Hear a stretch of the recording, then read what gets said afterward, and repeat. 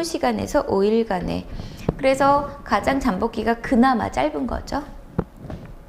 임상 증상에서 보면은 쌀뜨물과 같은 설사, 피부 건조, 자꾸 설사를 하니까 피부 건조증, 그리고 체온 저하 이런 것들도 일어날 수 있겠죠.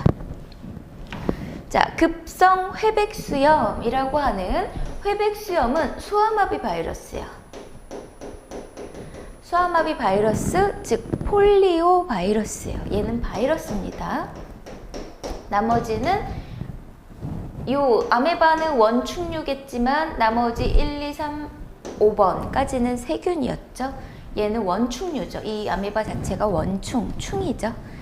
자, 이 6번 같은 경우 소아마비 바이러스, 폴리오 바이러스, 급성 회백수염을 일으킨다라고 하는 건 바이러스에 의한 거다라는 걸 기억하시고요.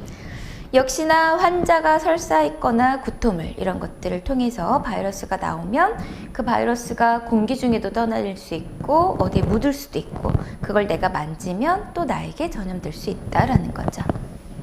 평균 12일 정도의 잠복기를 가지고 있고 발열, 뭐 두통, 설사, 근육통 이런 것들이 있고, 이 소아마비는 백신이 있죠. 그래서 여러분도 어렸을 때 다 맞았겠죠. 소아마비 백신이라는 걸 어렸을 때 다 맞죠. 역시나 이것도 예방접종이 있다라는 거죠. 자, 7번에 나오는 유행성 간염. 그래서 간에 염증이 생기는 요 간염. 그래서 여기 나오는 건 헤파티티스 바이러스 A라고 나오죠. HVA라고 하는 A형 간염 바이러스죠. 우리가 흔히 알고 있는. 그래서 이런 것들도 역시 바이러스죠. 얘도 바이러스죠. 요게 바이러스, 요거 바이러스죠. 급성 회백수염. 혹은 똑같은 말로 폴리오 바이러스증 뭐 이렇게도 얘기를 하기도 해요. 같은 말로. 자, 그래서 이 유행성 간염 같은 경우는 오염된 음료 혹은 뭐 어떤 식품으로 경구적으로 입대고 이 환자가 마신 컵에 내가 또 입대고 마시거나 이랬을 경우 옮을 수도 있겠죠. 잠복기는 15일에서 50일까지 좀 긴 편이고 38도씨의 발열과 더불어서 뭐가 있냐면 황달이라고 하는 게 오죠. 간이 손상되면 간에서 분해해야 되는 이 성분 중에 하나가 성분, 지방 뭐 이런 것들이 분해가 안 되고 이게 막히게 되면서 분해 경로가 막히게 되면서 황달을 유발할 수 있다라고 되어 있죠. 그래서 끓여 먹어라, 물을 끓여서 마셔라 라고 되어 있고, 자, 감염성 설사증이라고 하는 요 설사를 유발하는 다양한 바이러스들에 의해서 우리가 감염성 설사증이 있고, 역시나 환자의 분변을 통해서 옮아가겠죠.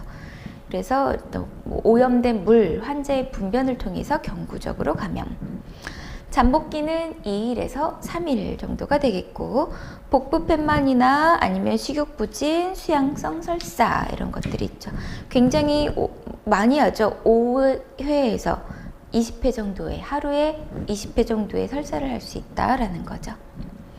그래서 이런 것들을 예방을 할 때는 물을 당연히 끓여 먹어야겠고, 이게 뭐 전국적으로 유행한다 라고 했을 때는 정수시설에서 염소 소독을 아주 세게 하죠. 그렇기 때문에 급수시설에서 염소 소독을 좀 많이 한다 라고 되어 있고, 자, 천열이라고 하는 거, 지금 계속 바이러스성 요 감염증이 나오고 있죠. 천열이라고 하는 건 이즈미 바이러스예요.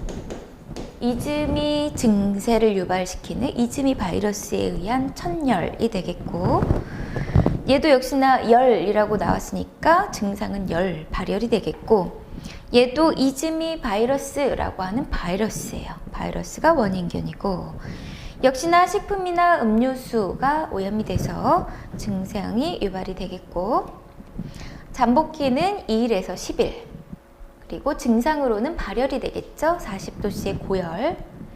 그리고 발진 또는 어떤 전신성의 뭐 그런 발진 이런 것들이 일어난다. 뭐 2, 3일 후에는 없어진다. 이런 증상이 있고. 자, 그래서 경구감염병과 세균성 식중독의 차이를 구별해 놓은 요 중요한 표가 있어요. 이 표는 굉장히 중요하고 여러분들이 꼭 기억을 해 두셔야 합니다. 자, 그래서 경구감염병의 특징을 보면